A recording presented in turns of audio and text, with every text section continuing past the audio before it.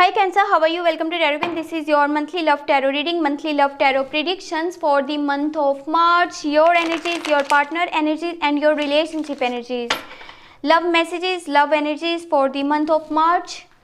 ये आपकी monthly love tarot reading है, मंथली लव टैरो प्रिडिक्शंस हैं मार्च के मंथ के लिए। आपकी एनर्जीज क्या होंगी, आपके पार्टनर की एनर्जीज क्या होंगी और आपके रिलेशनशिप की एनर्जीज क्या होंगी, लेट्स सी।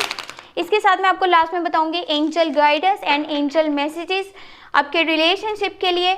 और अगर आपको ये वीडियो पसंद आए तो लाजमी चैनल को आपने सब्सक्राइब करना है, वीडियो को लाइक करना है और घंटी के निशान को ऑन कर ले ताकि आने वाली कोई भी वीडियो आपसे मिस नहीं हो पाए। फिर भी अगर आपका कोई पर्सनल क्वेश्चन है, आप पर्सनल रीडिंग लेना चाहते हैं तो उसके लिए मेरे व्हाट्सएप नंबर पे कांटेक्ट कर सकते हैं। नंबर आपको वीडियो के डिस्क्रिप्शन बॉक्स में मिल जाएगा, आप मुझे कांटेक्ट कर लीजिएगा। मैं आपके मैसेजेस के आंसर जो है वो साथ साथ ही करती हूँ। Okay, your energies page of swords, queen of cups and the hangman. And your partner energy is Queen of Pentacle, Nine of Pentacle, Knight of Wands, King of the Emperor, Ace of Cups।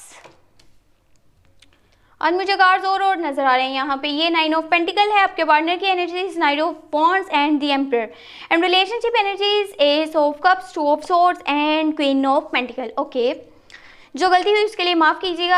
आपकी energies जो हैं, आप इस relationship को लेकर के कुछ steps आप बहुत जल्दबाजी में भी लेंगे और कुछ हो सकता है कि आपकी तरफ से आपका रिलेशनशिप में कम्युनिकेशन गैप भी हो। अभी आप उनसे बातचीत नहीं करना चाह रहे क्योंकि आपका जो है फोकस और आपका जो है ध्यान सारा माहौल की तरफ रहेगा कि आपके आसपास के लोगों की थिंकिंग क्या चल रही है, वो आपके रिलेशनशिप को लेकर के क्या सोचेंगे, क्या समझेंगे और आगे उनका ओपिनियन क्या होगा।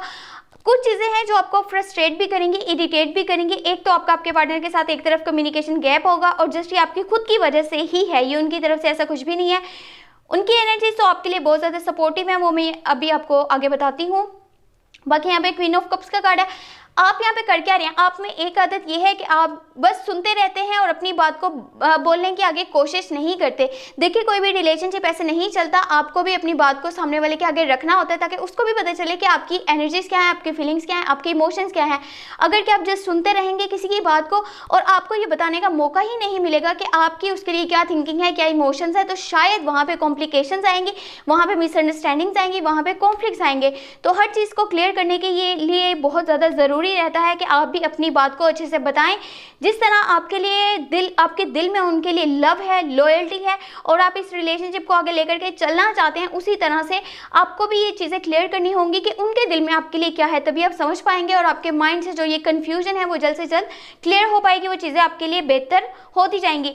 बाकी कुछ चीज़ें हैं जो आपको स्ट्रक करी हैं, कुछ डिसीजंस हैं जो आपको एक जगह पे हैंग कर रहे हैं, ये आपके पास्ट लाइफ के डिसीजंस हैं जो कि अब आपको लगता है कि आपको उस तरह से नहीं लेने चाहिए थे। आप अपने पार्टनर वाली साइड से थोड़ा इरिटेट लग रहे हैं, फ्रस्ट्रेट लग रहे हैं, यहाँ तक कि आप खुद में ही काफ़ी ज़्यादा उलझे हुए हैं।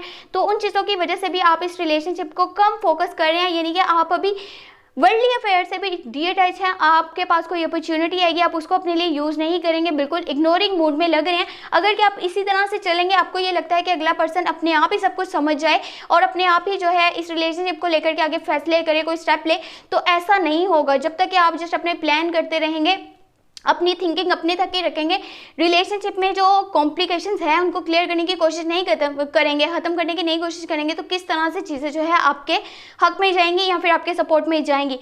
आपके पार्टनर की अगर आप एनर्जीज की बात करें तो वो एक लॉयल और रिलायबल पार्टनर हैं जो कि अपने प्लान्स पर ज़्यादा फोकस करते हैं, ना कि लोगों के बनाए हुए रूल्स पर। उनको ये लगता है कि जो उनको अथॉरिटी मिलेगी लाइफ में वो जस्ट उनके बलबूते पे मिलेगी, उनकी खुद की मेहनत की वजह से मिलेगी, ना कि किसी के सपोर्ट से, ना किसी की बातों से। वो आपकी नेचर और उनकी नेचर में बहुत ज़्यादा डिफरेंस है। आप लोगों की बातों पर बहुत ज़्यादा तवज्जो देते हैं और लोगों ने अगर कोई बात बोली, आपको ये काम नहीं करना चाहिए, वो काम नहीं करना चाहिए, आप उनकी बातों को अपने ऊपर ले लेते हैं। जबकि आपके पार्टनर की नेचर में ये चीज़ है, वो किसी की नहीं सुनते, वो जस्ट वही करते हैं जो उनको ठीक लगता है।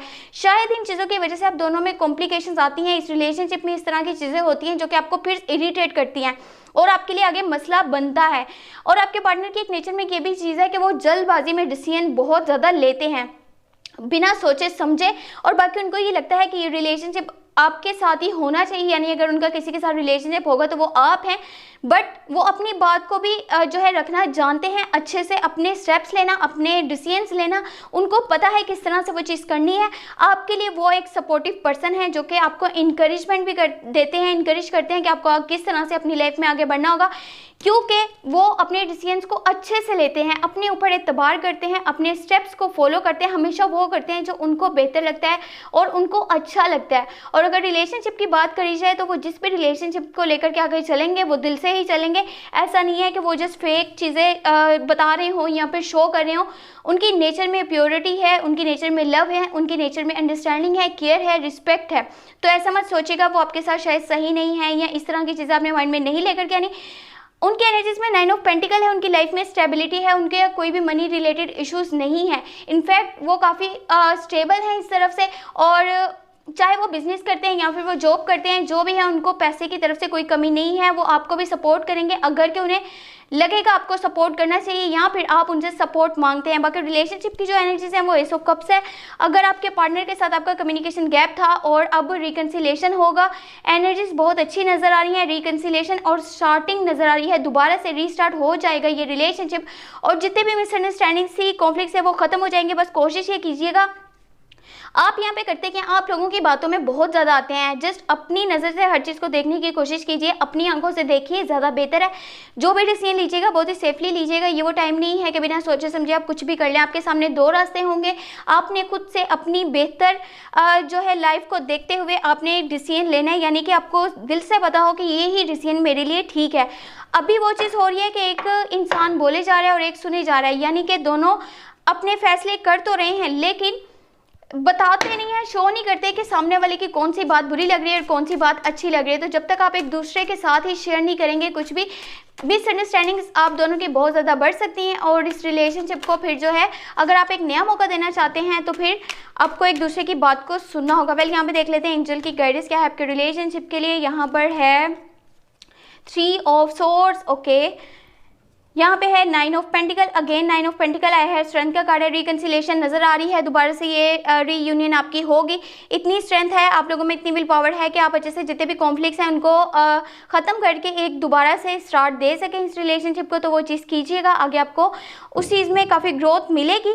बाकी 3 ऑफ सोर्ड्स है, ये वो टाइम नहीं है जब आप किसी भी चीज़ को लेकर के, छोटी छोटी बातों को लेकर के हार मान जाए या दिल छोटा कर लें। आप खुद पे एतबार करेंगे तो ही आप आगे अपनी लाइफ में बढ़ सकते हैं, चाहे वो आपका रिलेशनशिप हो, चाहे वो आपकी करियर वाली साइड हो।